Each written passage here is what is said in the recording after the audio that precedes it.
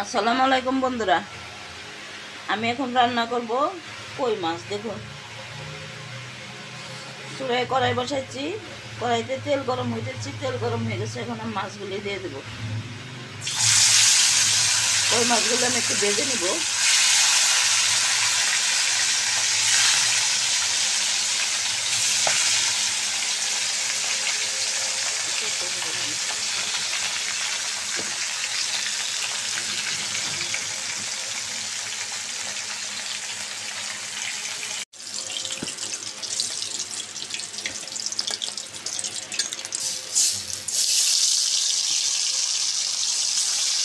মাথাগুলো আমি আগে ভেজে নিচ্ছি।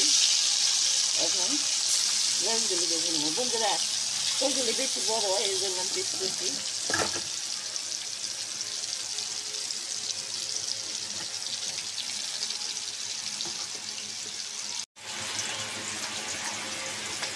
বন্ধুরা, মাছগুলি ভাজা হয়ে গেছে, উঠিয়ে নেব।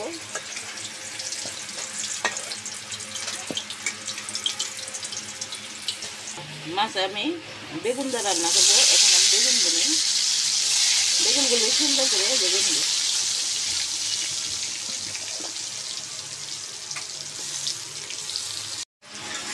বন্ধুরা দেখুন, বেগুনগুলি আমি ভেজে নিয়েছি, এখন উঠিয়ে নেব।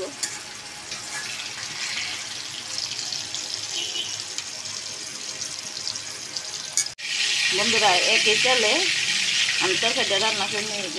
আর একটু তেল দিয়ে দিলাম। তরকারিটা আমি রান্না করবো আজকে শেষা মশলায়। পেস্ট, কাঁচামরিচ, আদা, রসুন আমি ছেঁচে নিয়েছি। এভাবে শেষা মশলায় কই বেগুন খেয়ে দেখবেন, এটা খুব মজার একটা তরকারি। এখন আমি ভালো করে নেড়ে চেড়ে মশলাটা কাঁচা গন্ধ যাওয়ার আগ মুহূর্ত পর্যন্ত ভেজে নেব। ততক্ষণ আমার সঙ্গে থাকবেন। বন্ধুরা দেখুন, মশলাটা আমি ভালো করে কষিয়ে নিয়েছি। অফ ক্যামেরা আমি সামান্য পানি দিয়ে দিয়েছিলাম। এখন দিয়ে দেবো হলুদের গুঁড়ো, মরিচের গুঁড়ো, ধনিয়া গুঁড়ো, একটু জিরের গুঁড়ো। এখন আমি মশলাটাকে ভালো করে কষিয়ে নেব, মশলায় তেল ওঠার একটু মুহূর্ত পর্যন্ত।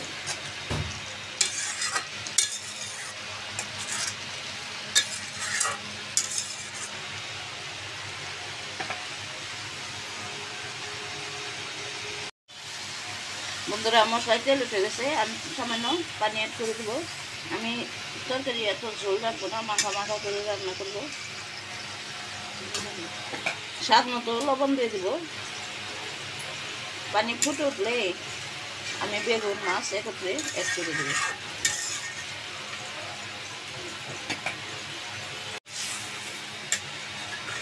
বন্ধুরা দেখুন, তরকারি জোর ফুটে গেছে। এখন আমি বেগুন মাছগুলি দিয়ে দিব।